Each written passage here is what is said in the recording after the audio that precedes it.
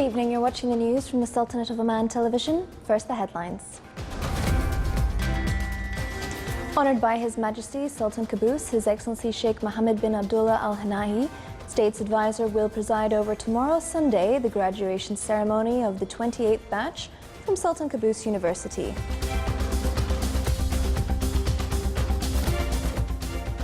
An agreement is signed to manage the day-to-day operations of Nizwa Historical Fort.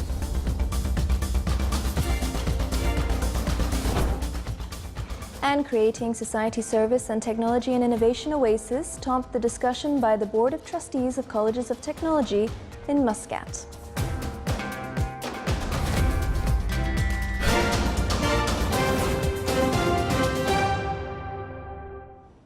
Those are the headlines, and now for the news in detail. Honored by His Majesty Sultan Qaboos, His Excellency Sheikh Mohammed bin Abdullah Al Hanahi, State's Advisor, will preside over the graduation ceremony of the 28th batch from Sultan Qaboos University tomorrow, Sunday. The total number of graduates this year reached 3,227. The number of graduates from the scientific colleges in tomorrow's ceremony reached 1,818, while the second ceremony will be held on Sunday, the 12th of November, and will graduate 1,409 students from human sciences colleges.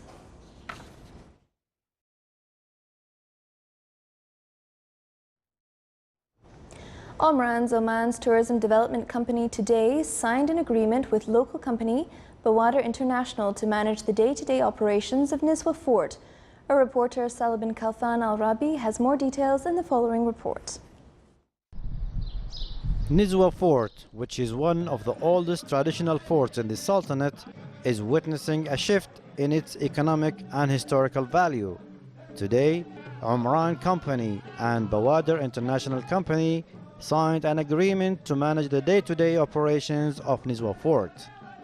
The two Omani companies will work together to maintain and enhance the existing facilities of the fort. The whole purpose of this agreement to actually enhance the domestic tourism industry in Oman and to actually engage the local company, the local SMEs to be part of this development and to actually support the government strategy in developing the tourism industry in the country as a whole. This new partnership will allow visitors and tourists to enjoy a world-class heritage destination that celebrates the history of Oman and its local culture through combining it with modern facilities and services. The program that we plan to operate in Nizwa Fort basically is to have all the traditional crafts in the fort, and we will operate a gift shop, and for the long term we are going to make a traditional restaurant.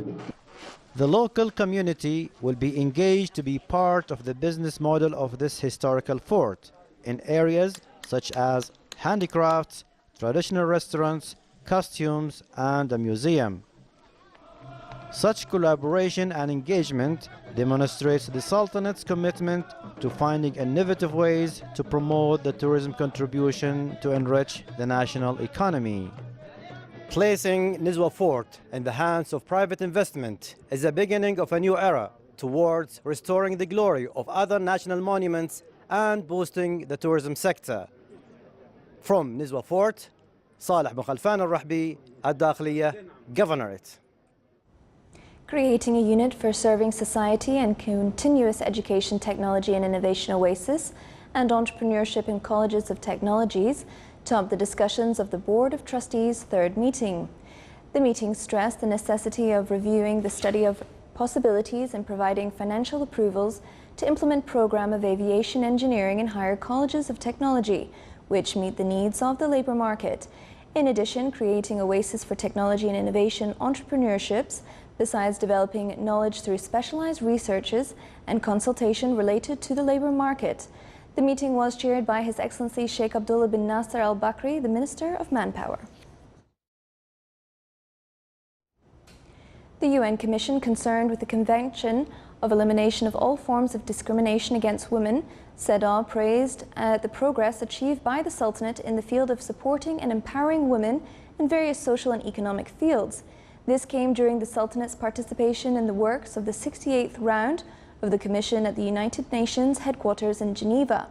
The Sultanate discussed its regular report with regards to women's rights, expressing its desire to cooperate with CEDAW Commission in a way that achieves the enforcement of the Convention in the best way and realization of targeted goals.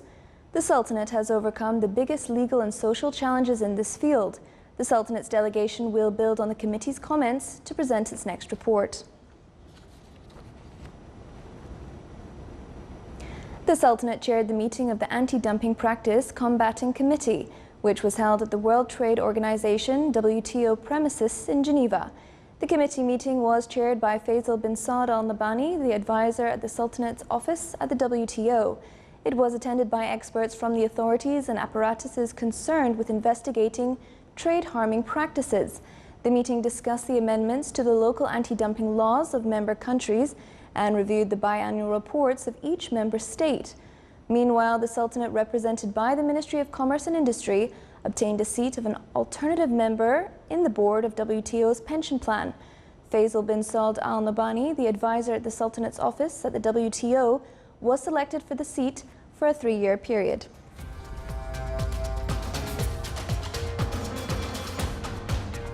Still to come in our news bulletin. Climate activists gather at the UN Climate Summit in Bonn prior to the start of the conference.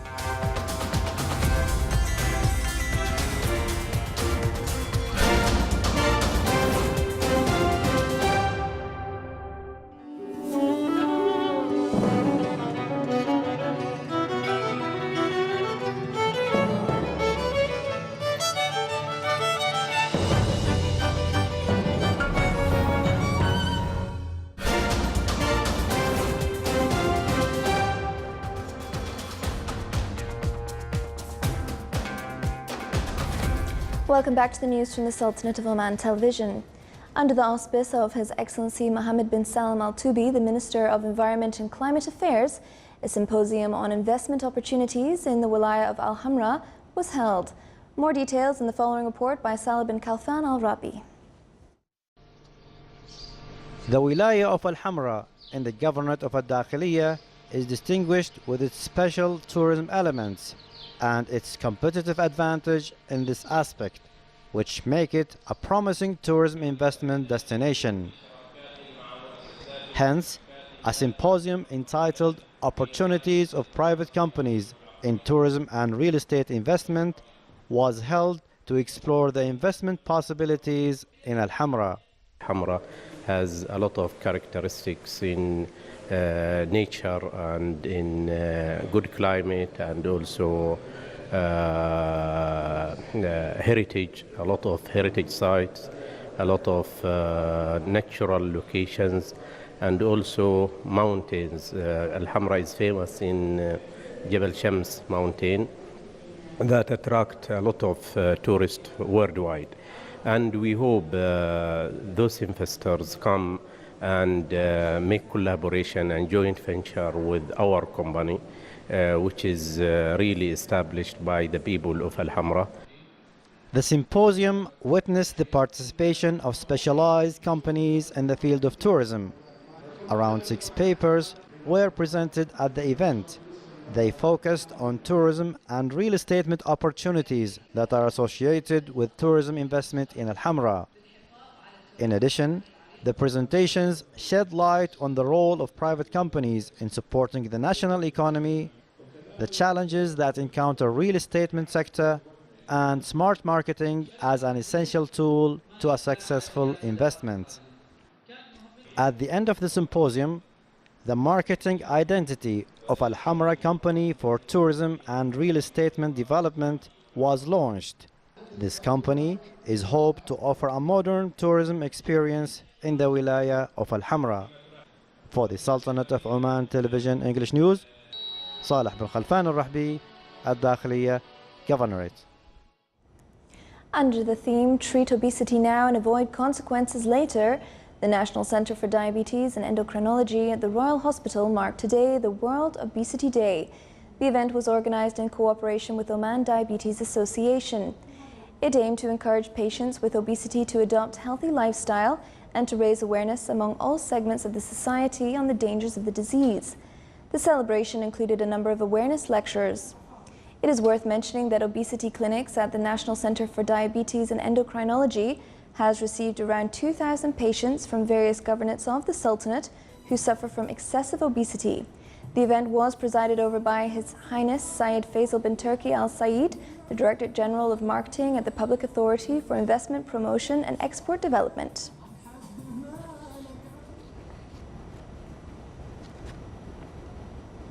The importance of family planning aiming at protecting health of mother and the child was stressed during a forum on the subject held in the Wilaya of Sohar.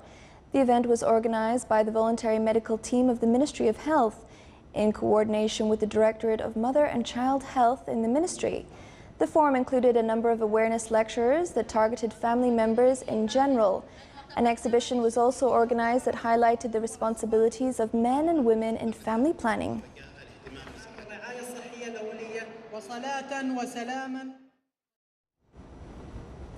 The Ministry of Commerce and Industry clarified that a number of Omani Gulf and International Standard specification that sold from the beginning of the year until the middle of last October reached 100 specifications and requests. International specifications distributed between ISO and International Electro-Technology. The Omani Standard specification formed in chemistry sector, fabric, mechanic and metal products, electricity and electronic products, food and agriculture, construction products, oil and gas sector and others. Also, 36 requests for Gulf specifications were applied through Omani Specifications e-Guide. With the aim to preserve Omani heritage, the 15th annual Camel Race Festival was held in the Wilaya of Thamreit in the Governorate of Dhofar. Camel milking competition was the first activity of the festival, where it witnessed a tough competition spirit among the camel owners. The festival, which was organized by Oman Camel Federation, witnessed a wide participation from camel owners from inside and outside the governorate, as well as members of the community. At the end, those winning the first places were honored.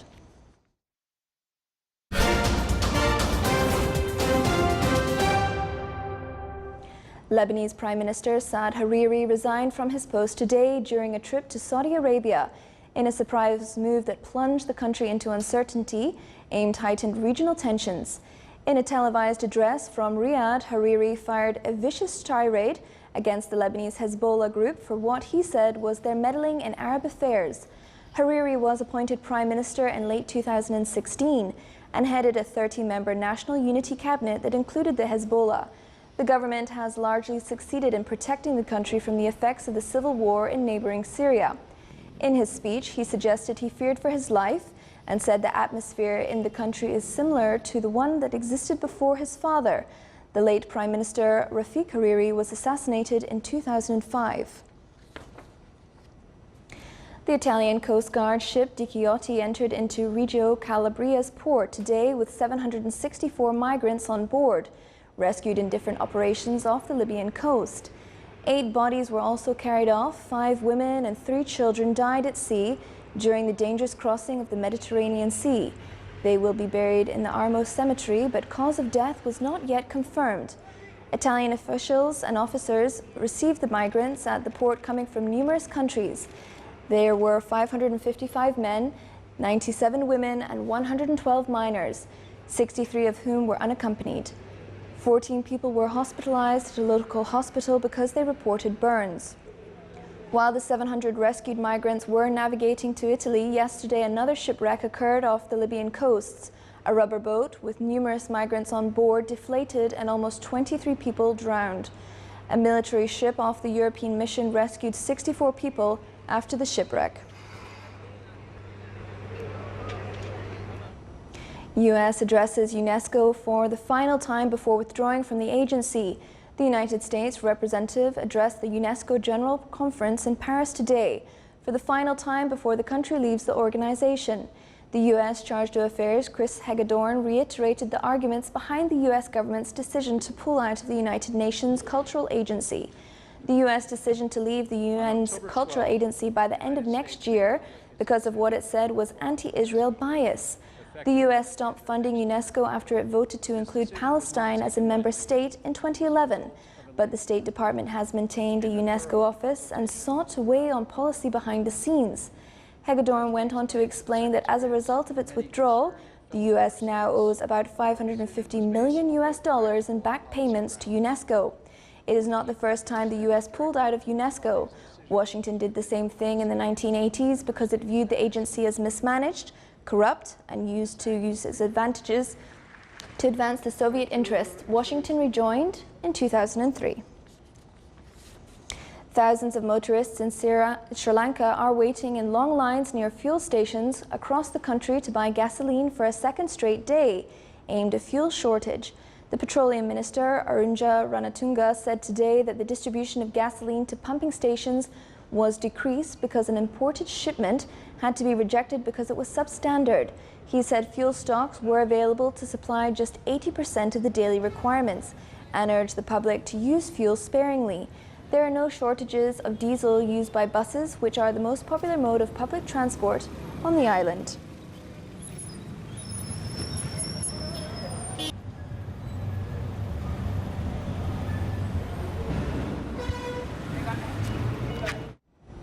Climate activists prepared to protest the UN Climate Summit in Bonn, training themselves in protest techniques this morning.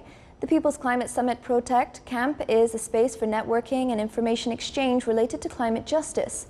Climate activists have announced big protests ahead of and during the course of the conference. Save the Climate, Stop Coal is the motto of a demonstration in the host city, organized by a broad alliance of organizations, among them Greenpeace, Oxfam and WWF.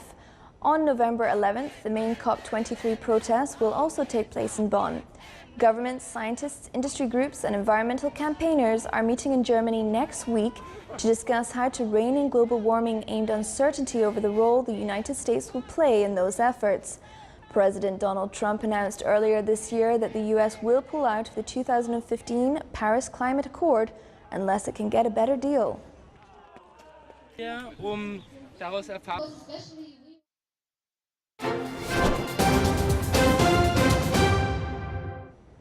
And now for the general weather forecast around the Sultanate. Clear skies will prevail over the Sultanate with chances of low cloud and fog late at night and early morning over the governorates of Sharqiya and Wusta and coastal areas of the Sea of Oman. Winds will be southerly to southeasterly light to moderate. Seas will be slight with a maximum wave height of 1 meter.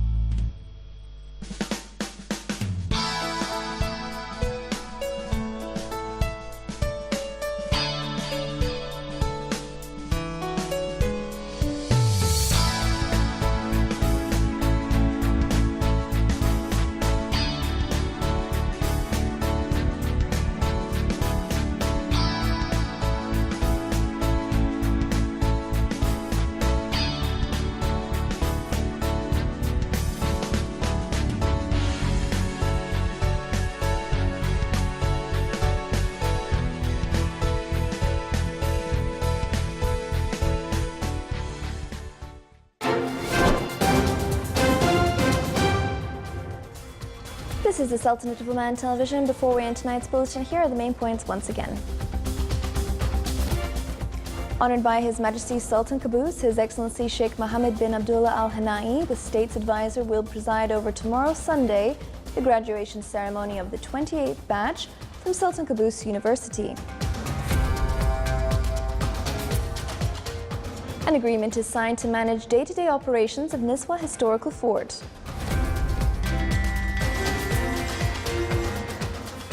And creating society service and technology and innovation oasis topped the discussion by the Board of Trustees of Colleges of Technology in Muscat.